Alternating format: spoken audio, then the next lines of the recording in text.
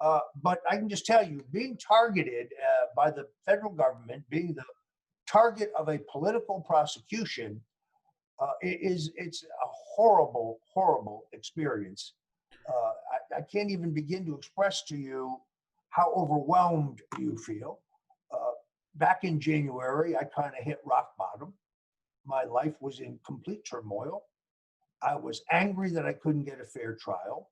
I was angry that I was gagged and the mainstream media could now heap any lie on me they wanted, and I had no redress.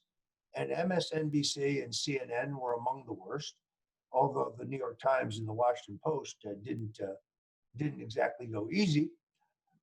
And I had occasion through my friend Reverend Randy Coggins to meet Reverend Franklin Graham.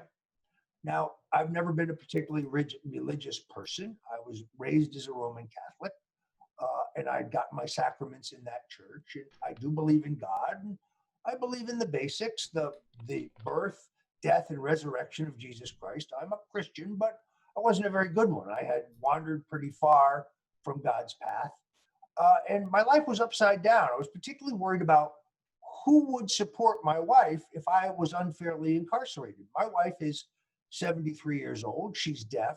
She has rheumatoid arthritis. She's still a beautiful, strong, vibrant woman, but I've been wiped out financially.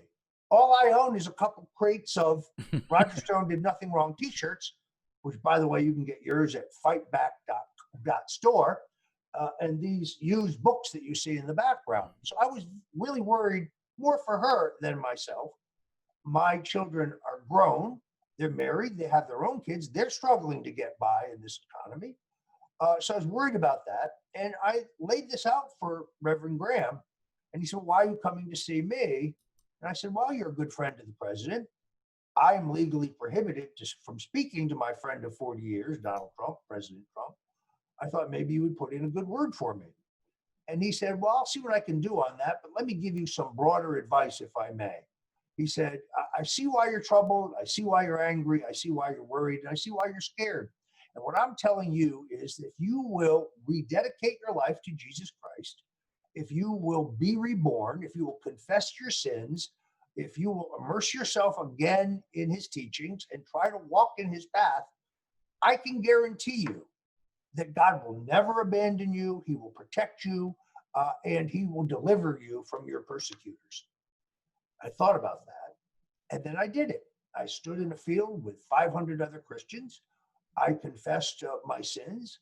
I got right with Jesus, and I've tried, because I'm human, I've tried to walk in his path. That was a Saturday.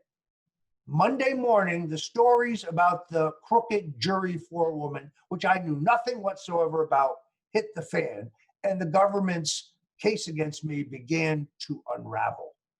So, look, I understand that the people at the Washington Monthly or Howard Feynman with MSNBC, they mock my claim that I have rededicated my life to Christ and I'm trying to live as a Christian. They make fun of me like it's a head fake, it's a ploy, it's a con job. Stone is just trying to, he's trying to move these hicks that support Donald Trump who happen to be Christians. I don't really care what they say. Cause and effect. I'm not in prison today because God gave Donald Trump the guidance he gives him every day on that job to do the right thing. And if you don't agree with me, that's fine. But I find it offensive when Howard Feynman goes on MSNBC and questions whether I'm a devout Christian. I don't question whether he's a devout Jew. I mean, why would you make fun of someone's belief in God? It's so elitist. It's so nasty. It's just hard to explain. But here's the best part about it.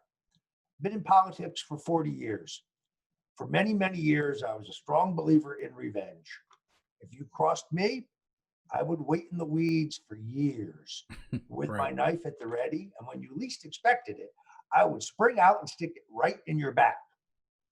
I now recognize, thanks to reading the Bible, Hebrews 30:31, vengeance is reserved for God. I don't have to worry about the people who've done me wrong. God will take care of them, but that is reserved for him. He is a vengeful God for those who are evil and those who do evil. So I'm at peace. I'm praying for the collection of criminals that tried to destroy my life. It's very hard. It's the hardest thing we as Christians have to do, but it is absolutely required. I struggle with it. I admit that. Because many of the things I can't even tell you about because they're still under a court seal. But my trial was as corrupted as General Flynn's trial. And I found solace and strength in the Lord, and I'm not ashamed to say so.